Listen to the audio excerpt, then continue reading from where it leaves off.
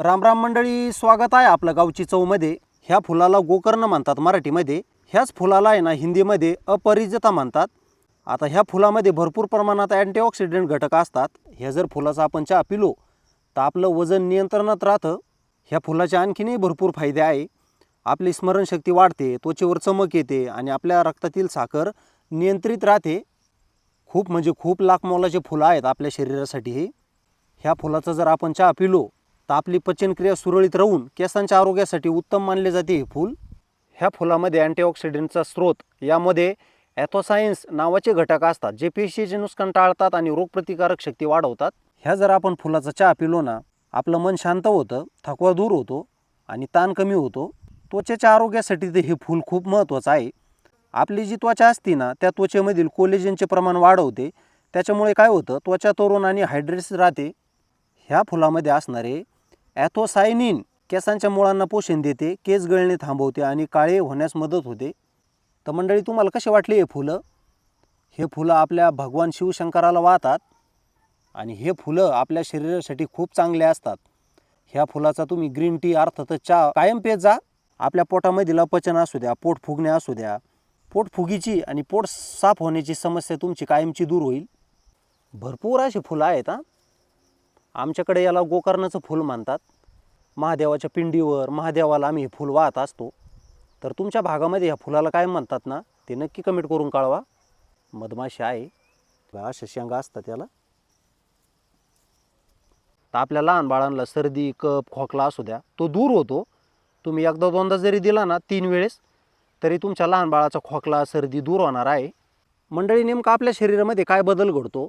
ह्या फुलाचं जर आपण चहा पिलो ना तर आपल्या शरीरामध्ये अँटीबॉडीज वाढतात आणि ह्या फुलाच्या चहामध्ये अर्थातच ह्या फुलामध्ये अँटीऑक्सिडंट घटक भरपूर आहे।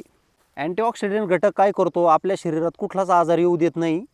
त्याच्यामुळे अँटीऑक्सिडंट घटक आपल्या शरीरामध्ये असणं खूप महत्त्वाचं आहे। मंडळी, आपल्या शरीरातील अँटीऑक्सिडंट हा घटक आहे ना प्रत्येक आजाराशी लढत असतो आणि जेव्हा प्रचंड थंडी पडते, प्रचंड असा पाऊस येतो, प्रचंड ऊन पडतं, तेव्हा आपल्या शरीरातून 12 महिन्यातून एकदा तरी अँटीऑक्सिडंट घटक कमी होत असतो। तर जेवढे जेवढे निसर्गाने आयुर्वेदाने आपल्याला उपाय दिलेले आहेत, आयुर्वेदिक वनस्पती दिलेल्या आहेत ना त्याचा वापर तुम्ही नक्की करत जा। तर चला, मी आता भरपूर अशी फुलं तोडून घेतो। आपल्याला याचा चहा बनवायचा आहे। याला ग्रीन टी म्हणून नाव फेमस आहे।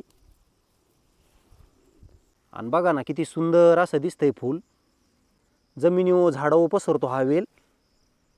आमच्याकडं तर 12 महिने असतात ही वेल, पण तुमच्याकडे जास्त पावसाळ्यामध्ये दिसली जातील ही वेल। ह्या फुलाचा किमान 1 वर्षातून आपण 10 ते 15 वेळेस म्हणजे महिन्यातून एकदा तरी ह्या फुलाचा चहा बनवला पाहिजे।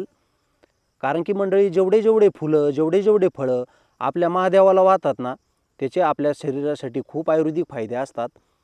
जसं की बेलपान झालं, बेलाचं फळ झालं, हे फूल झालं। निसर्गाने आपल्याला आहे ना भरपूर अशा औषधी वनस्पती दिलेल्या आहेत, फुलं दिलेली आहेत, पण त्या फुलाचा, त्या वनस्पतीचा आपण उपयोग करत नाही।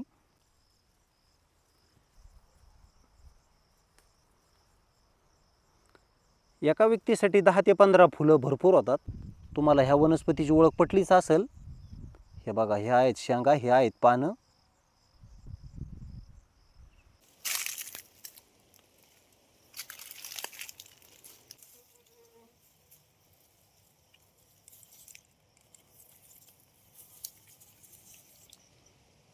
मंडळी, हे फुलं धुवून घ्यायचे आहेत आपल्याला।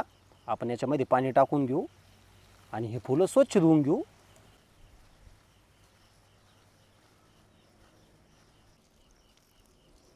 ह्या पातेल्यामध्ये आपल्याला फुलं टाकून घ्यायची आहेत। फुलाचं प्रमाण जास्त असलं तरी चालेल। मी 10 ते 15 फुलं घेतलेले आहेत। 1 ग्लासभर पाणी, 1.5 ग्लास पाणी घेतलं आहे इथं। मंडळी, चूल पेटवून घेतलेली आहे आणि पातेलं ठेवून घेतलं। आता आपला चहा चांगला उकळेल। मंडळी, हा जो आयुर्वेदिक चहा आहे ना आपल्या केस गळतीसाठी आणि जे कमी वयामध्ये पांढरे केस होतात ना त्यासाठी फार उपयुक्त आहे। इतका काय छान असा कलर झालेला आहे ना आपल्या चहाचा, एकदम निळसर। निसर्गामधील जर आपण असे उपाय केले ना ह्या चहामुळे आपली बुद्धी चंचल होणार आहे। आणि आपले लहान मुलं शाळेमध्ये जातात बघा, एखाद्या मुलाला अभ्यास लक्षामध्ये नाही राहत, पण त्या मुलाला जर हा आयुर्वेदिक चहा दिला ना त्या मुलाची बुद्धी चंचल होणार आहे। मेंदूचा विकास होणार आहे. ह्या चहामुळं आपल्या मेंदूला चालना भेटते आणि आपला मेंदू चंचल होतो. तळपायापासून डोक्यापर्यंत आपल्याला जी खाज येते ना, गचकरणं म्हणतो आपण त्याला, विनाकारण पाय खाजतात, संपूर्ण पाठ खाजत असते, हे जे सर्व आजार आहेत ना, त्यासाठी हा आयुर्वेदिक चहा रामबाण आहे. आणि हा आपला आयुर्वेदिक चहा आहे, काढा नाही. हा आयुर्वेदिक चहा बनवताना पाणी जरी कमी नाही झालं ना तरी चालेल. चला तर एका ग्लासामध्ये काढून घेऊया. बघू शकता कलर, बघू शकता पातेल्यामधील फुलं. आणि हा आपला आयुर्वेदिक चहा आहे. आता ह्या चहाला आपण थंड होऊन देऊ. मंडळी, तुम्हाला एक सांगू का, हे जर निसर्गातील उपाय जर आपण केले ना, आपल्याला बीपीचा त्रास असेल, शुगरचा त्रास असेल, रक्तामधील साखर असेल, म्हणजे जेवढे काही आपल्या शरीरामध्ये आजार असतात ना, ते आजार भरपूर असे कंट्रोलमध्ये होतात. फक्त निसर्गातील तुम्ही उपाय करत जा. हा आयुर्वेदिक जर आपण चहा पिलो ना, आपल्याला जो हार्ट अटॅकचा धोका असतो, छातीचे ठोके वाढतात, काही काही जणांना आहे ना भीती वाढते बघा. जर कुणाचं काही झालं, कुठं चोरी झाली, कोण जर पडलं आणि त्या व्यक्तीला जर आपण सांगितलं ना, त्या व्यक्तीचे प्रचंड असे छातीचे ठोके वाढतात, बीपी वाढते, तो व्यक्ती असा घाबरतो. पण त्या व्यक्तीला जर तुम्ही हा आयुर्वेदिक चहा पिण्यासाठी दिला ना, ह्या गोकर्ण फुलाचा, त्या व्यक्तीची भीती दूर होणार आहे. असे निसर्गातील आहे ना उपाय करत जायचे, म्हणजे आपल्या शरीरामध्ये अँटीबॉडीज तयार होतात. हा चहा आपल्या जर पोटामध्ये गेला तर आपल्या शरीरातील अँटीऑक्सिडंट घटक वाढणार आहे.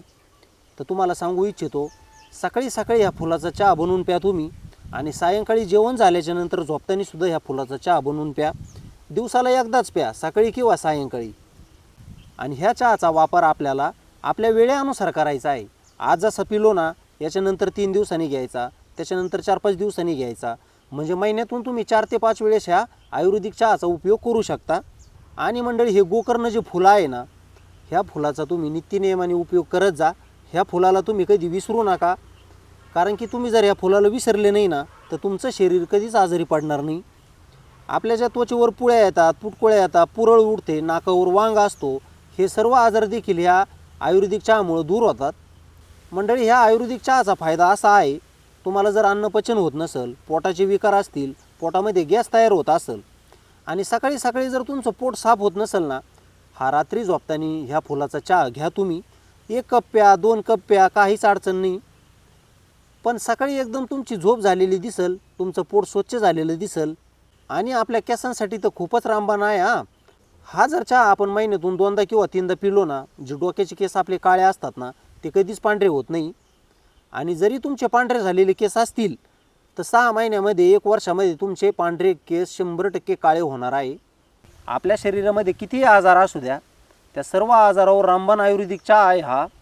आणि हो, एक नक्की करा, पावसाळ्यामध्ये ह्या वेलाच्या शेंगा जपून ठेवा, आणि उन्हाळ्यामध्ये आपल्या दारासमोर, आपल्या नर्सरीमध्ये हा वेल नक्की लावा. पाणी जर असेल तर हा वेल 12 महिने असतो. आपण इथे एक लिंबू घेतलेला आहे. मंडळी, हा चहा मी पिणार आहे. तर ह्या चहामध्ये काय करायचं आहे, आपल्याला 7 ते 8 थेंब लिंबाचे मिक्स करायचे आहेत. मंडळी, ह्या चहामध्ये ना तुम्ही मध टाकू शकता. ह्या चहामध्ये गुळाचा देखील वापर करू शकता.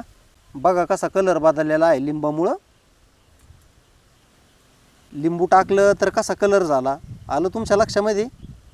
हे बघा किती छान असा कलर झालेला आहे लिंबामुळं. तर या चहा पिण्यासाठी त्याचा सुद्धा कसा छान असा कलर होणार आहे. एवढ्या ग्लासामध्ये 10 ते 12 थेंब पुष्कळ होतील लिंबाच्या रसाचे. झाला का नाही कलर चेंज? पूर्ण असा कलर बदललेला आहे लिंबामुळं, गुळामुळं याचा कलर बदलतो. तर मंडळी, या चहा पिण्यासाठी हा आपण घरी घेऊन जाणार आहोत चहा. एवढा चहा, हा चहा मी पिणार आहे. थोडासा कोमट आहे पण चालेल, आता गार झालेला आहे. वा वा, एकदम छान.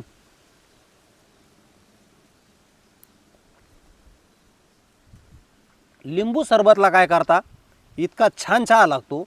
आणि निसर्गाची कमाल बघा, निसर्गाचा चमत्कार बघा. हा चहा मी साखर न टाकता, गुळ न टाकता, मध न टाकता, हा प्रचंड हा चहा आपल्याला गोड लागत आहे. एखाद्या मुलाला जर हा चहा दिला ना आपण, तर तो मुलगा 1 ग्लास भर पिल, असा हा गोड चहा लागतो. फक्त याच्यामध्ये आहे ना 7 ते 8 लिंबाचे तुम्ही थेंब टाका, मग बघा आपल्या आयुर्वेदिक चहाची चव खूपच छान लागणार पिण्यासाठी. आणि हे बघा, हे नैसर्गिक उपाय असतात.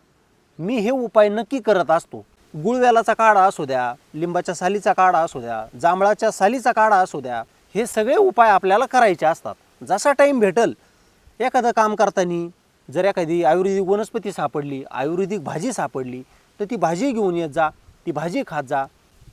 तर चला,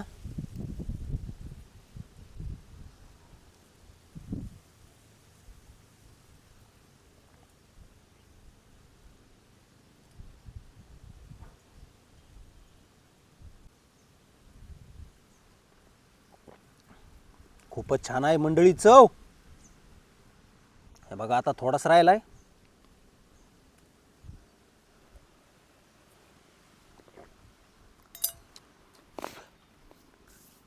मंडळी मंडळी काही म्हणा, हा आयुर्वेदिक चहा तुम्ही नक्की बनवा आणि ह्या आयुर्वेदिक चहाचं नक्की सेवन करा. ह्या चहामुळं आपल्या चेहऱ्यावरील सुरकुत्या जातात, डोळ्याची नजर वाढते, पांढरे केस लवकर काळे होतात आणि काळे केस कधीच पांढरे होत नाही. ह्या आयुर्वेदिक चहाचं हे वैशिष्ट्य आहे. तर चला मंडळी, आज मी तुम्हाला चहा बनवून दाखवला. हा चहा कुणाकुणाला माहीत आहे, कुणाकुणाला माहीत नाही, त्यांनी कमेंट करायचे आहे. ह्या गोकर्ण फुलाचा चहा कोण कोण पिलेला आहे, हा चहा आजपर्यंत कोणाकोणाला माहीत होता, त्यांनी सुद्धा कमेंट करायचे आहे. आणि आजचा व्हिडिओ आपला जास्तीत जास्त शेअर करायचा आहे. पण मंडळी कमेंट करायला विसरू नका. ह्या फुलाबद्दल, ह्या वनस्पतीबद्दल कोणाला काय काय अनुभव आहेत, हे फुल आपल्या महादेवाला कोण कोण वाहतं, ते सुद्धा कमेंटमध्ये मला नक्कीच सांगायचं आहे. म्हणजे काय होतं, मला तुमचे मतं कळतात, तुम्हाला किती अनुभव आहे, त्यानुसार मला पुढील व्हिडिओ कुठला बनवायचा आहे हे मला ह्या व्हिडिओमधून कळतं आणि मग मी त्यानुसार व्हिडिओ बनवतच असतो. तर चला मंडळी, अशाच नवीन एखाद्या व्हिडिओमध्ये भेटूया. तोपर्यंत मंडळी, धन्यवाद.